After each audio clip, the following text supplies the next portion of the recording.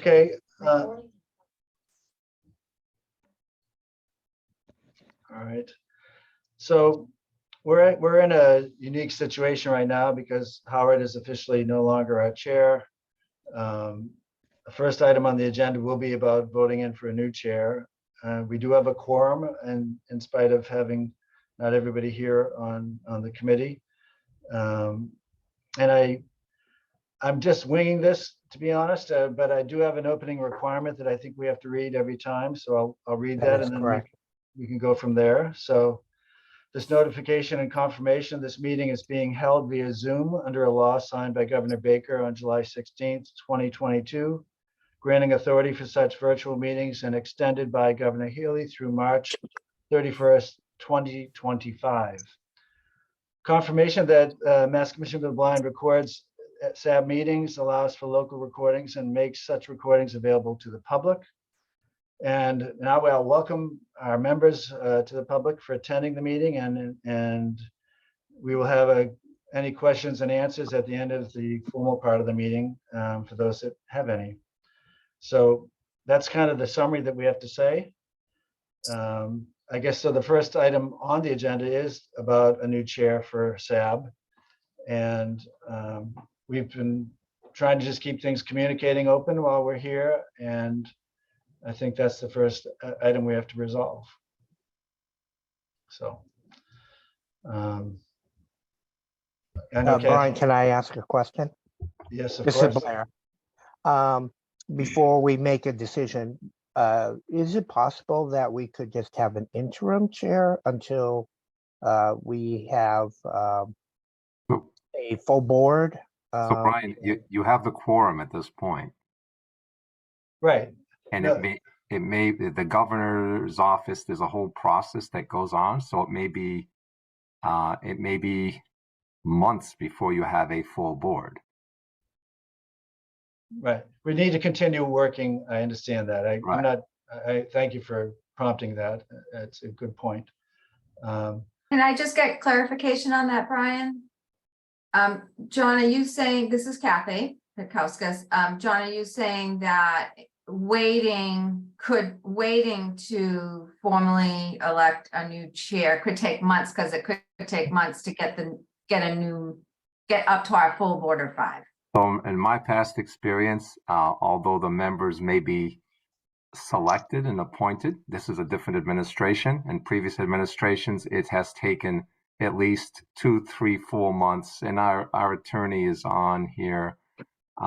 She's better acquainted with that process, but it could take several months before people are officially sworn in for the appointment. So, but we still have to have the board function. But that's between you. You three can go with this interim idea, or you can go with whatever. But it makes it however you want to handle it. Lauren, are you on the call? Yes. Yeah, I'm here, and I agree with you, John. I'm not sure that I would agree that an interim chair is an excellent idea, since anyone who comes on the board later is going to be trying to catch up anyway. So I don't really see the sense in that. I don't know that it's prohibited, because I'd have to look into that. But it does take a while to get the nominations have to go through, they have to be vetted, and each governor's office is different. So I don't necessarily recommend that course. And you do need a chair. That's a requirement of the statute. So I'm not, this is Blair again, I'm not suggesting that we not have a chair. I'm just suggesting that between the 3 of us, and we do have other board members who aren't present today, and we're all equally new to the board, being January, that this is kind of unprecedented. And I just want to make sure that whoever we assign as chair today is comfortable in that role for the whatever length of time that would be, Or if it may be based upon the three of us, somebody may offer to serve as an interim chair, try it out for the next 3 months, and then come August or whenever our official season comes, see if it's a comfortable role for that person. I just didn't know if between the three of us, if we're prepared to commit to serving in the chair without actually having prepared for it in our mind. That's all.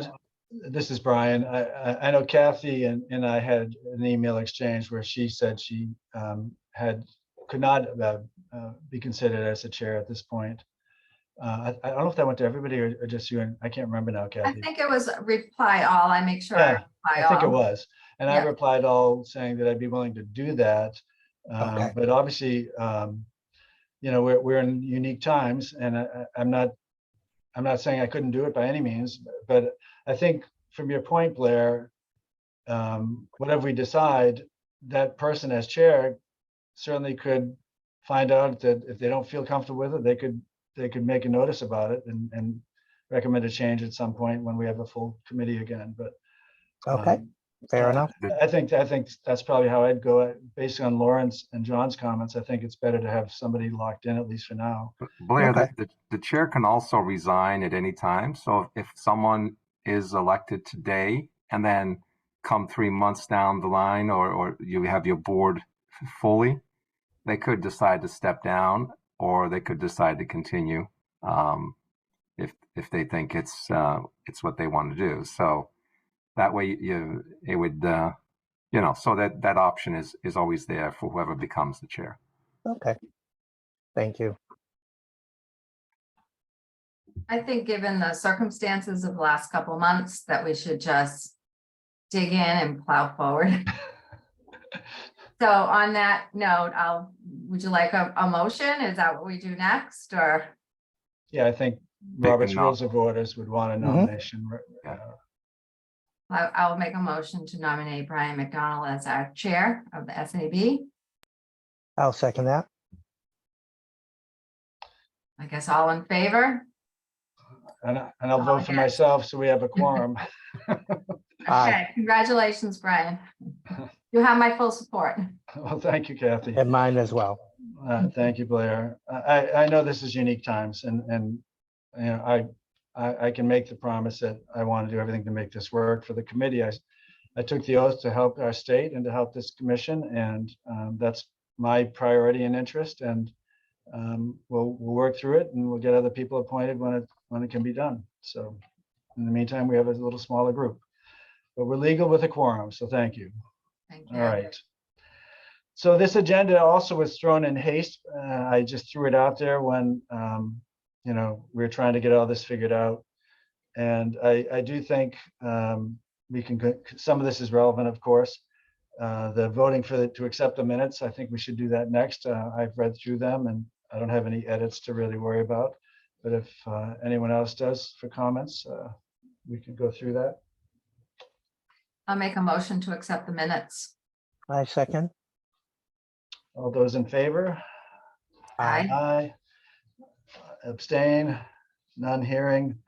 So the motion has been approved to accept the minutes. The next item on the agenda, which was number 4, acting commissioner update, that was probably should have been removed. I think not an update from the acting commissioner, but I meant some of the steps on that for the commissioner position, all of that. I don't think that's really what we should be talking about today. But John, you have a program update or something that you want to present as acting commissioner? Yeah, sure. Thank you, Brian, and congratulations. Thank you. So yes, I'll provide some updates here. We've spoken about this before. The survey that MCB was conducting that went out to all of our legally blind consumers registered here at the agency is completed. We had close to, or right around 3,000 folks who replied. thanks for the community. That certainly exceeded the expectation that the company thought they would get. So right now they are preparing going through the results. They're sort of going through making sure that they have all the entries in place and are tallying things up. So they will be providing MCB with a report by June 30th, the end of the fiscal year, and we will then share that with folks on this board and with the public, and whoever asks for it will be glad to do that. Looking forward to reading some of the data and that information in that survey. I think the number of people who responded is great. That is so large enough that we can get a real adequate feel for what's going on out in the community and how our consumers are feeling about how the agency is serving. And there was a lot of questions about services and different aspects of life. So that'll be great. We'll use that to continue to develop new and innovative program here, improve programs that have been around for a long time and make them better. So again, I'm looking forward to reviewing that data. And we had a lot of our folks receive a little thank you gift for participating. A good number, I think well over 1,000 received a gift card.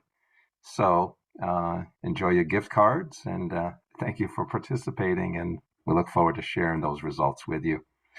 On our internship program side, we continue to move forward with that. We're going to have somewhere between 60 to 70 interns coming up for this summer placement season.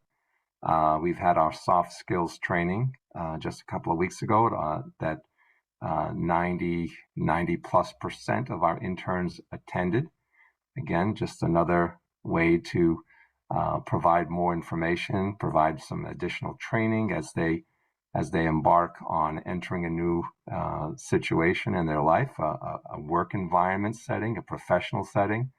And the interns this year were very interactive, and lots of questions, lots of sharing of information, going back and forth, and sharing of opinions.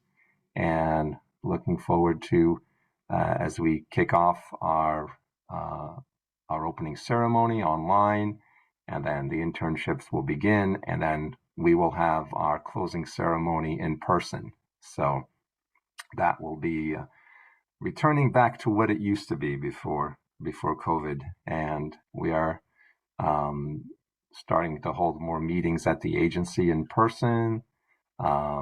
Other agencies and are holding meetings in person. So we're slowly getting back to a more in-person sort of way of doing business, as opposed to doing business via Zoom. Not that we are looking to prohibit that or do anything to abolish it. That's always going to be an option here. We have found that electronic Zoom, or in some cases Teams, have worked out very well for meetings, and also to work with our consumers and to meet with our consumers. Particular groups I've noticed are continuing to meet, particular segments of our population seem to be preferring to meet with, especially on the vocational side, with counselors on Zoom.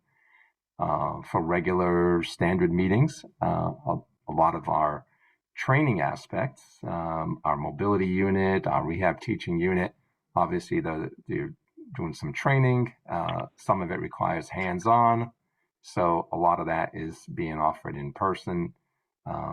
So we're getting back to where we feel we can serve consumers the best, and there's always a consumer choice. If they feel comfortable in working with us one-on-one, we'll meet them. If they are comfortable working with us one-on-one via electronic way, then we will do that online and keep that going forward. The National Industries for the Blind program that we started, sort of an entrepreneurial type concept. We've had several folks, 3 went through on the first batch. We have an additional 3 just starting out and starting to receive the training. It is they learned a lot from the first session that they had. This session they have expanded it to other states, where the first time around was just Massachusetts residents, a very small group, and now we have at least 3 other states participating with a couple of consumers each. So and they've changed the curriculum a little bit and now working towards that. There's a lot of education that's involved. There's a lot of computer skills training that's involved. And there's writing of a business plan.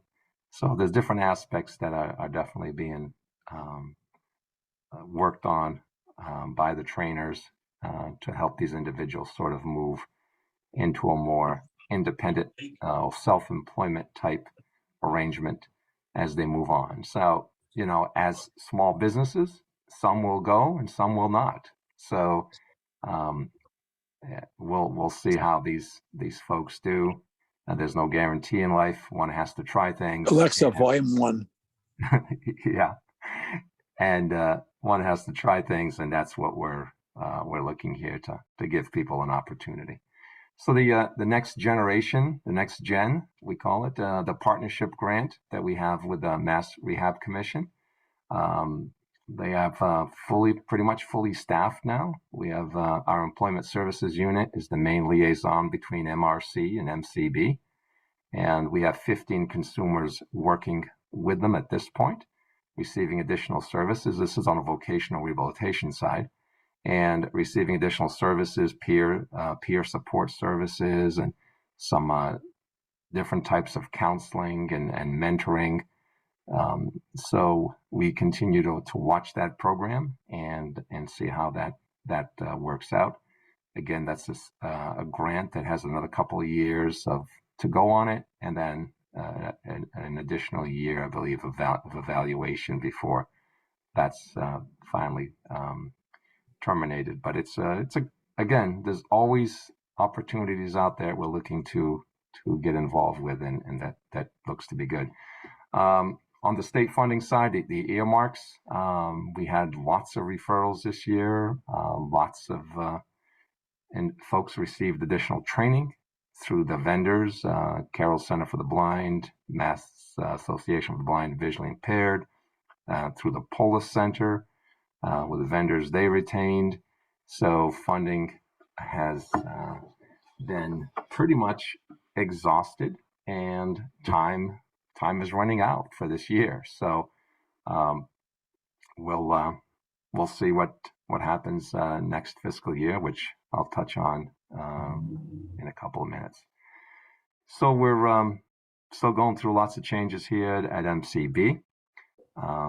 We are again still seeking a CFO, and getting thought we were close, but we couldn't come to terms with on the salary side with the candidate that we were looking for, and so we are interviewing a new batch of candidates, and will continue to seek that. So this is a very critical time to have a CFO on board. I continue to do the best I can as supporting the fiscal unit, and we have the end of the year closeout. We have the opening of the new fiscal year. So one of the busier times of the year for the fiscal unit, and but we're working through and meeting deadlines, and we were just giving a deadline before I came on to this meeting. But we're doing well at keeping up with things and getting it done. So, but we will get those interviews rescheduled again in the next few days. after I leave this meeting, I am reviewing a stack of resumes and then try to coordinate, get some interviews scheduled, and move forward with that. And going back to the budget side, it's a long process. We're well into it. We've received the governor's budgets, the House budget, House 1, House 2, and House 3, so that everyone has spoken, that's put out their budget. We've had amendments added on to the budgets of interest to MCB. There's the vendors have again lobbied and have gotten some earmarks attached to the budget. So the process of how that works is going through. We also have some additional funding that was put in to hire additional staff for MCB, which again, that will be very, work out very well.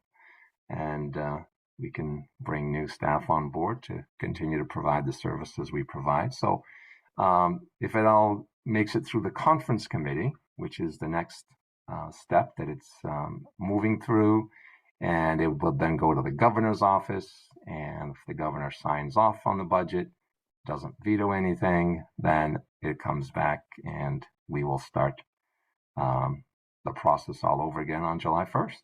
And we were level funded to begin with, and so these earmarks and the additional funding for personnel would be additional money to the MCB budget. So we'll look forward to seeing how it all works out. So we're going to be starting. We're back to, if some of you remember, the "What's Your Vision" ad campaign, where we had proposed to get some federal funding, what we call reallotment funding, and that was given to us. And so now is the time to use it. So we have between now and September 30th. So the communications director and I have met several times with the media company we're working with, and very soon you'll be seeing ads for MCB on media around the state. Now, this is an effort to bring more employers to work with MCB. We are using many of the same ads, but we changed one thing on it. I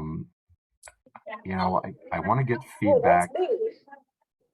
I want to get feedback, and I want to know if someone could mute yourself, that'd be great. So I want to get feedback on what we're spending our money on. And we got some feedback last time around, but now it's a little bit later, and there's some different ways that they can provide us with feedback. And so it will allow us to measure things a little easier than the way it was handled before. So on most of these ads, if not all of them, you'll see a phone number to call.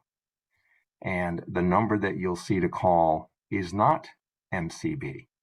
We don't have someone here 24/7 at MCB. And so these ads will be running at all different times of the day and on weekends. And it's great that people will tell you they've seen it, but I'm really trying to find those individuals, employers, and consumers who are trying to reach the agency. And so we will have a number that will be answered 24/7, not for, we still want you to use your mobile numbers for your consumers. We still want you to use the number to call the agency. This will be specifically for people who watch those ads, employers, or new consumers that just don't have any other way to contact the agency. We will gather that information and we will have that phone managed 24/7. We can also get data from that company, where it is extremely difficult for us to get any sort of data, how many calls came in and what time. We can't get that from the system here at the state level. So I wanted something that would really give us some good feedback. We have it. We get good feedback from the emails, folks who respond to an email, and we can track that and get good feedback from that as far as data goes. But the folks who use the phone still a lot to reach out, we were not able to gather much on the last, other than making some educated guesses.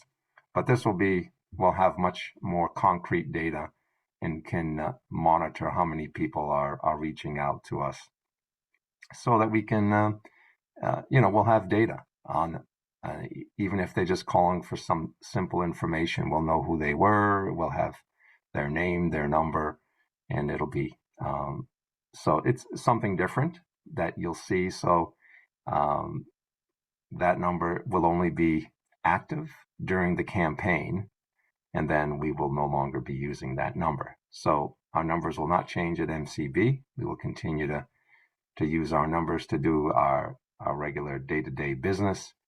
But obviously in today's work environment, since we have a large telework component as part of today's jobs, we are really looking forward to having folks continue to use their mobile phones to reach their counselors, and using email or text, whichever works best for you, and we'll reach out the best you can. So you'll be seeing some ads about MCB around, and give us any feedback you might have, and we'll be glad to certainly do what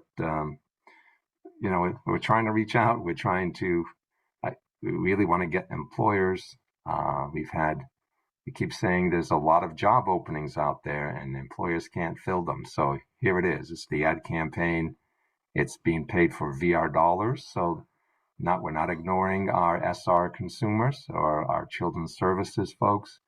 We're just we have to go with the funding source, and it is a federal funding source. So we have to have the focus be based at employment and working with our vocational folks. But we believe that it just getting the word out about the agency also benefits all the consumer groups that we serve. This is Brian, John. I have a pretty good background in marketing and finance and other things too, but I think that's great to have. Like my question when I first started, because we're all new here on SAB, was when I heard about this campaign was, okay, what was the strategic direction? What's the messaging? What is the intent? And what are you trying to accomplish? And you just said that as far as getting employers as the primary factor, which is great. And because it is a directed, I mean, I assume you're doing, radio, TV, maybe, print or whatever, different media outlets. But because of your messaging and because of who you are, I think it has a broad reach, which is good for awareness for consumers as well as the general public, but it also will help to have those people that respond be more targeted to what you're trying to accomplish and find. So are the people that are doing the 24/7 receiving of these messages, are they also going to do the analytics and kind of table them for you in a category? So you have some, it'd be nice if you're doing that as part of. So the company that's working with us manage the entire campaign. They are going to be coordinating all that, but they have retained a 24-hour answering service that will provide the data all to them, and then they will bring it all to MCB. And we are using the social media channels, print, radio, and television. So some cable TV and different varieties, different markets. We are spreading it throughout the state, some in Western Mass and some in here. But obviously, a lot of the companies, the bigger reaches in the Boston or in the Boston area. Right. So there's a little more a heavier focus on that. But we are reaching out through the entire state. That's great. I'm looking forward to seeing how that goes. Mm-hmm. Very good. John, this is Kathy. What is the timeframe of the campaign? When does it start and when does it end? So the time frame, we were working on getting some landing pages and that sort of thing. So that's been completed. We will be looking to roll these out in late June, hopefully, mid to late June, and through September 30th into a little bit of October. We have some free opportunities to advertise that will be extending us into October. So it'll be throughout the summer and into October, and it will coincide well because we are. I didn't mention this in my update here, but we are continue to work on our job fair, and we have an employee education seminar coming up in September, and we have a reverse job fair coming up in October. So looking for those new employers to bring and introduce to that job fair and educate them about hiring individuals who are visually impaired or legally blind or blind. So definitely are looking to do that. And so once an employer sees our ad campaign, we have something that we can introduce them to how MCB manages employment and works with folks who are consumers to help them obtain jobs. Hi, John, this is Blair. Mm-hmm. Can you tell me, because this ad is representing MCB and it is trying to attract potential employers who may be visually impaired, clients or citizens, and also you mentioned that hopefully we'll be gaining new clients from this ad campaign. Is the ad campaign especially on cable and TV, audio described? And is the phone number, at least if it's not, read as opposed to please call this number? So is Mike on the call? I I don't think so. I don't think so. So the number will be read, definitely. And so we haven't gotten that far. I just got word that they had found the company. We were working on the landing pages so that if they were responding, the ads are going to be basically the ads that you have seen in the past campaign, because they were targeted at employers also, but they will use an editing tool to edit the number, and I believe verbally they'll also use that editing to put a new number in there. So we haven't, that's probably in our next meeting that we'll be discussing this. They were sort of taking a look at all the different options. And so obviously it won't be an issue of changing the number or making it available through the social media channels. It won't be an issue about making it available through on the radio, because that's going to be changed easy enough. And they told us they would change the number also. They were able to change the number on the TV ads. In the past, I'm trying to remember now, the commercials were audio described. Right. I think it depended if you bought a 60-second or a 30-second. So again, those are things that definitely will be on our mind. It's available, the audio description already, so we don't have to recreate anything. So we were going to we'll try to duplicate as much as we can on that side as possible. And I don't know if it's still possible, but if the phone number, if it's read, could be read a couple times. Just because as a visually impaired person, if I hear something on TV that I am interested in, I have to memorize it. Yeah. So if it could be read slowly or twice, something, right. just. I think they were read twice on the initial ads that we had. Perfect. I don't recall offhand, but we'll definitely try to pay attention to those details. And this company with any new clients will ferret that information to our communications office so they can reach out to those new clients potentially and bring them on board. MCB. Yeah, if we're getting consumers, we would again, our communications director Mike will be managing this project. He will give any consumer information to the appropriate regional director. The regional director will reach out and inform them. If it's a new client, they'll have the process explained to them on how to become registered with MCB, and talk a bit about services. We could also have Nathan Scrocky, his unit, our registration unit, also be involved in that. We'll bring it all together. We'll use the same sort of way that we have to get consumers in as quickly as possible. Mhm. Great, thank you. Any other questions? I have, this is Kathy. I do have a few questions on some of the things that you raised, and I'm just gonna look to Brian to see if we have time on the agenda for that. I think we don't have a lot left, so why don't you just Yeah. continue on? Oh, all right. Go ahead. Need to just hold them? No, go ahead and start, Kathy. I think we have Okay, enough time. I don't have a lot of questions. Sure. And I'll prioritize. So I was wondering about, I know you're still seeking a CFO, and if there is anything we can do to help as far as spread the word or share a link to apply. You have to Yeah. do that.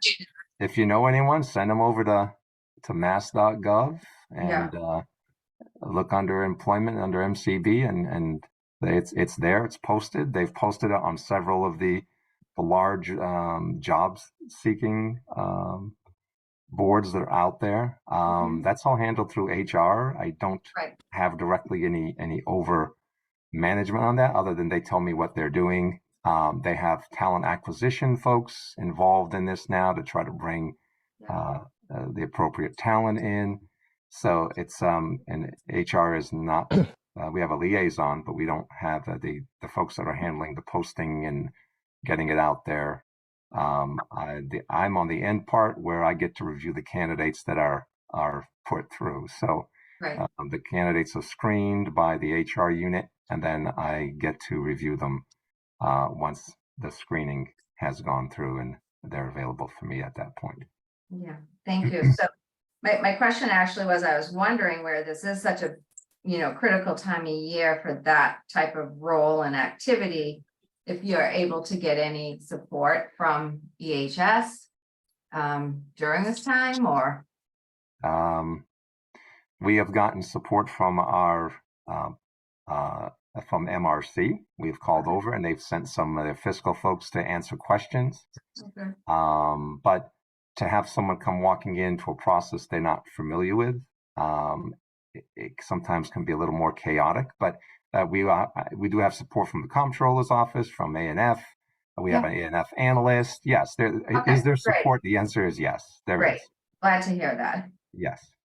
And I was wondering about the additional staff, the funding, if that goes through for additional staff, would that just be for 1 year, John, or would that be on like an increase in funding ongoing? So I'm assuming it would be an increase in funding. But again, that's sort of a lobbying effort that was done by our union. So we really, at the agency level, we don't really are involved in that. But our union was very instrumental in getting that additional funding introduced to the budget. And they will continue to follow the process that they are following. But we are, as far as lobbying for it, we stay on the sideline. Great. This is Brian. If I could just ask another question, or as I think about it, I know with my organization, I have openings right now that are difficult to fill, and we're struggling to try and get people. And we're living in the most expensive city, one of the most expensive cities in the country. And when I was thinking about your CFO, when you said you guys couldn't come to terms between the salary range that was hoping to get versus what you have rights to,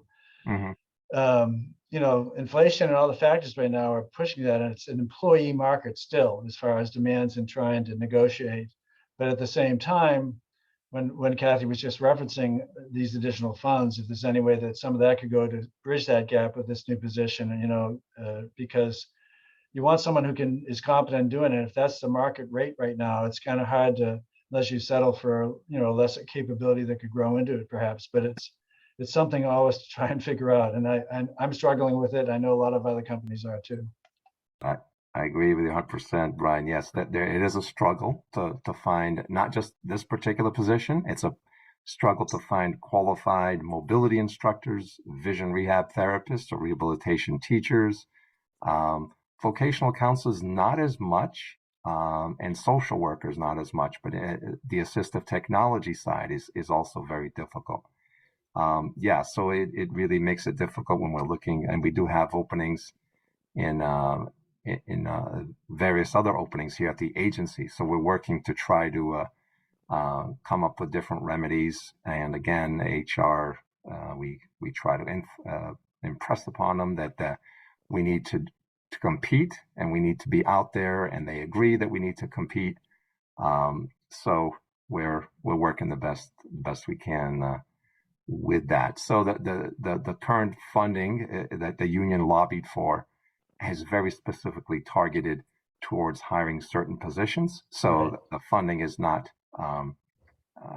available for this particular CFO position that we're talking about.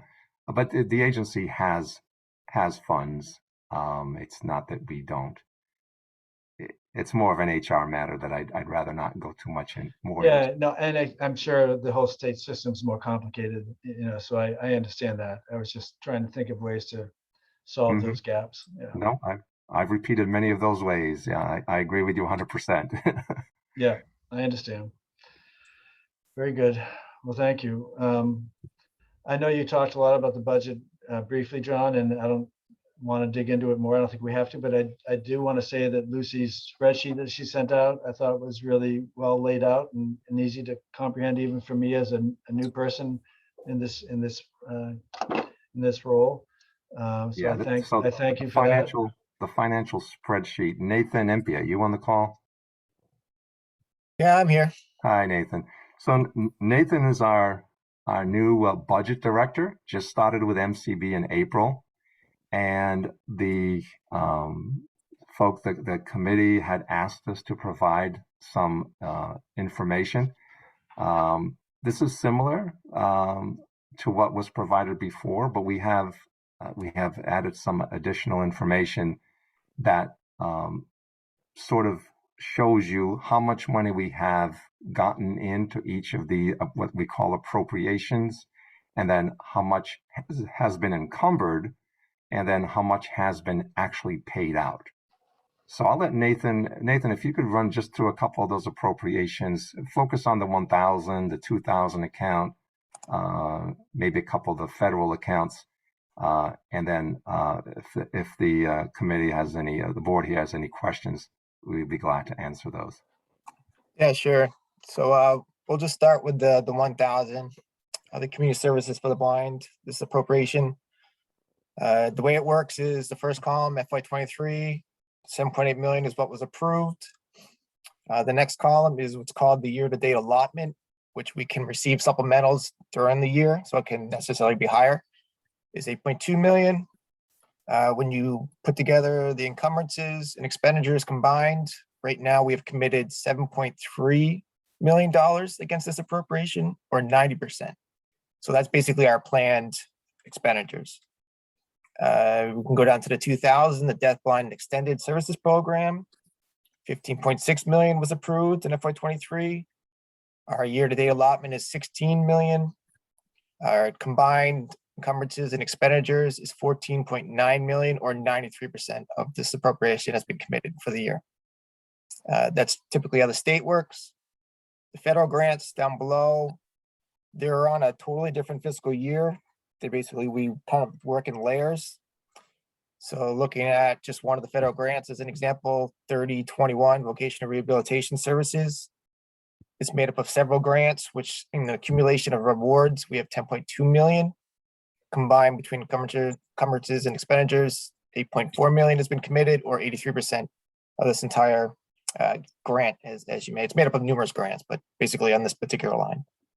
And that's kind of how the spreadsheet works. I've also added in the House one and the Senate budgets just to kind of show you the transition and changes. The House budget is relatively flat compared to the FY23 GAA. But the Senate does include the standard earmarks, and as John has mentioned, the 250,000, the hire additional social workers are kind of the biggest The impacts. next house on the right. So Just- Okay. So you guys have anybody have any questions for Nathan? He's just has a lot of projects, so I'd like to let him go as soon as we can. Any questions for him before we let him go? No questions here, but thank you for sharing that. Very helpful. Yeah, and I appreciate the layout and thank you very much. great. Thank you, Nathan. Take care, everyone. All right. Thank you so much, Nathan. Nice meeting you. And it is truly a busy time, and there's so many deadlines and Nathan is just like telling me, John, this is not practical. But that's the way it is. When we get deadlines from the folks at A&F and that sort of thing, it's just you have a 1 day, 2 day turnaround, and it's like everyone just works, and it's the same thing up at A&F. They just work hours after 5 o'clock and just keep going, and all the deadlines are hit. It's quite a process. It's a extremely hectic time of the year, but we're pulling it together, and we're going to keep moving. And we also have some meetings with a meeting with RSA scheduled that I wanted to talk about a couple of things on the fiscal side to make sure we have the proper understanding. So lots of things are happening, and everything is still going on with the rest of the services, and so it's worked out really well. Brian, I have Jay Rufo here with us to talk about the region. What we're going to discuss today is we usually bring someone in from the agency, but we're going to talk about the regional structure. But I'll leave it up to you how you want to manage the remaining time. We can take some questions from the public, or we can let Jay do a brief presentation of how a region is set up here at the agency, just to further educate the board and educate the public that are listening. Yeah, if I could just do one administrative thing. So I guess the July SAB meeting would normally not occur because usually you take that month off. I just want to confirm that if that's the case, that we can do that, if that's what everyone agrees. Otherwise, if there's something we need to do, we could have one, I suppose. But I want to bring that up before we lose time. We can do that by email as well if we need to. Any thoughts or comments by anybody? John, you have the history. I don't. None of us on the SAB Yeah, really do. typically July, because of people's vacations and that sort of thing, has been a month that has been taken off, and then August, a brief meeting occurs because of the budget is just getting started, and then that's where you can get a final update what we actually got in the FY24 budget. Okay. I don't know if they're on our calendars yet, so just. I saw someone briefly, Lucy, is it August 1st? Let me check really quick, 1 second. I saw something in the calendar invite that it had been, I believe August 1st rings a bell. Well, while she's looking, why don't we continue on? So it's 11:19. If we could do maybe 3 or 4 minutes and then have time for any questions from the public, if that works. Okay. Is that too short? I don't know. Let's try and crank it in. Jay, why don't you give us a quick version of how a region is set up here at the agency? That sounds like a plan. Thanks, John. Hi to everybody. So again, my name is Jay Rufo. I'm the Regional Director of Region 4, which is the Metro West region. Been with the agency for about 13 years, Regional Director for 2. So in a nutshell, I'll talk a little bit about the overall structure and some of the flow in terms of how cases work here. So here in Region 4, to just let you know, our Metro West region really comprises 60 towns and cities, and that's, basically the 495, 128 beltway. That's kind of our territory for the most part. In terms of the structure here, there's 15 individuals that work for this unit. So I'm the regional director. Below me, there are 2 supervisors. There's a vocational rehabilitation supervisor and a social rehabilitation supervisor. Going further down the tree here, when we look at the vocational side of things, or the vocational unit, there are Let's see, a total of 4 case managers, which are 3 VR or vocational rehabilitation case managers and 1 pre-ETS case manager. That's pre-employment transition services. So that's on the vocational rehabilitation side of the house. Basically, their job, anyone who's looking to retain, regain, or invest themselves into the employment opportunities, that's that unit's job, to work with those people to find them those vocational opportunities and to ready them for those type of things. On the other side of the house, there's the social rehabilitation unit that comprises 4 case managers, 2 standard case managers, 1 OIB case manager. That's an individual who essentially works with older blind individuals, and a caseworker for children's services. Also within the social rehabilitation unit, there are 2 rehabilitation teachers as well. So it's a slightly larger unit than the VR unit in terms of personnel. It also takes on slightly more cases. Social rehabilitation unit primarily deals with people who want more community independence and involvement, those kind of things. And people where employment, for whatever reason, is not necessarily in their future. They could be retired, could be multiple disabilities, various other factors associated. Also within the region, we have some additional supporting personnel. We have 2 ADA coordinators. In total, there were about 5 of us, myself included, that are blind or visually impaired.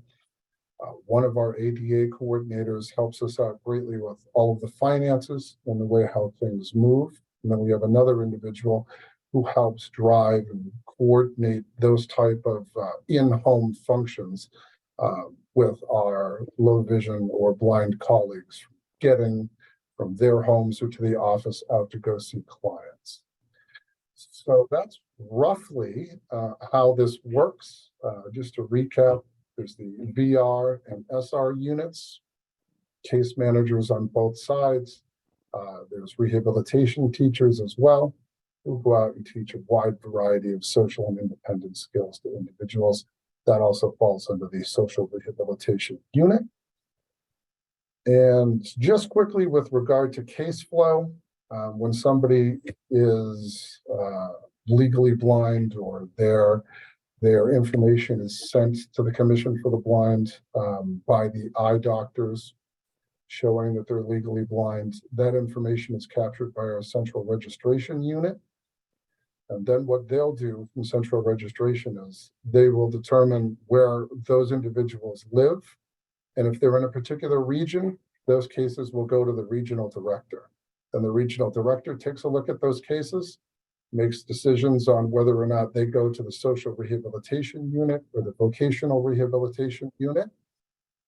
So they go to one supervisor or the other, and then those 2 supervisors disseminate those cases to the actual case managers who make contact with the individuals that have been newly registered. So I know I did that very quick and in a nutshell, but that's a little bit about the flow and a little bit about how this region works in terms of structure. Well, thank you, Jason. That's great. Right. Anybody and have Brian, questions? we still have Nathan Scrocky with the registration board. If we have, we have to probably look at the agenda because it's obviously a packed agenda here, and these folks put a lot of time into pulling things together. So if we could go for it. If we could have. Yeah, I loved that dashboard that you showed last month, Nate, and also Jay, thank you for that information. That was very helpful. So I would like to see the dashboard every month, even if it's not on the agenda, we don't discuss it during the meeting, even just, receiving it and being able to look at it and then ask questions, I think would be helpful. Okay. So, thanks, John, for bringing that up. Great. Yeah, we can definitely just do it monthly. I can send it over to you guys. No real surprises on it this month. I'll share real quick. All right, so let's see, things around here. It's up. All right, so we're at 780 registrations year to date so far. So looking like we'll come in a little bit under what we had last year. Not really a surprise. We expected a big uptick last year because of people coming out of the COVID years and getting back to seeing eye care professionals. Maybe some people haven't been out in a while. So we did expect an inflated year last year, and we do expect that to come down a little bit this year. So that's right in line with that. Nothing to really report with registrations and inventory. We're moving through registrations in 1 or 2 days at this point, have been for a long period of time. At the time that we did this, we had 3 registrations in process, all received that day. SR cases holding pretty even across the board. For open cases, slight upticks there. For VR cases, a bigger uptick in the VR adults, going up from 623 to 720, but we'll see a fluctuation between 620 to 750 at any given time going out through the last few years. So no surprise really there. Closed SR cases, again, no surprises. Same thing with VR cases. We're at 118 successfully closed cases so far this year, fiscal year. This is a little bit different than everything else year, calendar year. And 95 unsuccessful closures. So a little bit less than the last 2 years. We saw 145, but still a month left. So we'll probably be pretty close to that number by the time we get finished with the fiscal year here. Supported services, people are continually being referred over there. And as far as the auxiliary services, COBs are currently at 3,095. We're going to have a huge influx in those July, August, and September. We get a massive amount of requests for that because of tax abatements and other things. So we'll see that number really tick up over the next 3 months. So something to keep an eye out as we do this. IDs, EDPs, and handicap placards are still kind of right where they should be. So yeah, like I said, no surprises overall. So COB is certificate of blindness, and ID is just identification. And what's the EDB? Mass EDP is the request for phones. Okay. And we send that over to Mass EDP, and we process those communications through our agency to them. Mm-hmm. We're basically confirming that the client is legally blind and is a consumer of MCB. Yep.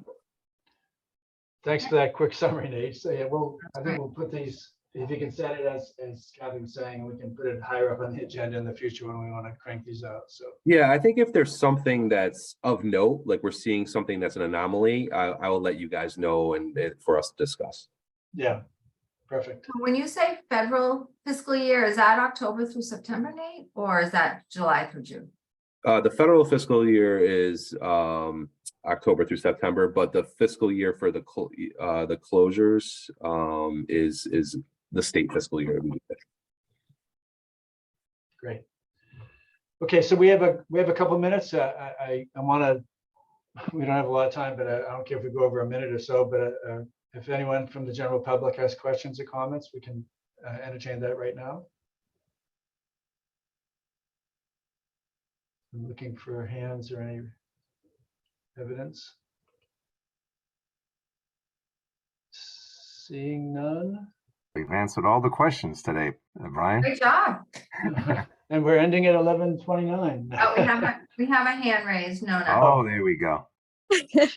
Good morning, everyone. Just a quick, a comment and a question. And the comment really is if maybe we could possibly extend these meetings a little bit so that there would be time for questions and you wouldn't feel as rushed. These meetings used to be 2 hours. I'm not saying there should be 2, but I also know that there've been a lot of comments in terms of the time of this meeting. It used to be at 12:30, which in all honesty would probably be more convenient for some folks. So I just wanted to put that out there as a possibility of a change. But my question really is regarding vocational issues. I'm just wondering with the whole change of employment with, with remote work and virtual work. I'm just wondering if that is a trend we're seeing with possibility of employment opportunities for MCB. So I wouldn't call it a trend. I would call it another opportunity. Are there more work at home jobs available today? Yes, but and that works great for some people. But we've had some clients tell us that I don't want to work at home. I want to go to an office setting. I want to interact with people, and that those individuals, they'll still want going out, taking the transportation to work and working, interacting with people every day. So I would just say that are there more opportunities available today? Yes, they are. Do we have clients that are getting those opportunities? Yes, but out of the 118 placement, I'm taking a guess now, that I'd say probably 100 of those, or 90 to 100, are in-person job placements. I will take a look at this over the next time, and if you remind me in August, I will be glad to give that back to you. But we can tell there's opportunities out there, but a lot of these jobs are hybrid, so it's still as if you're in person, if you still have to go to the office some days. But I will take a look at those figures and see if I can get anything out of that. Thanks, John.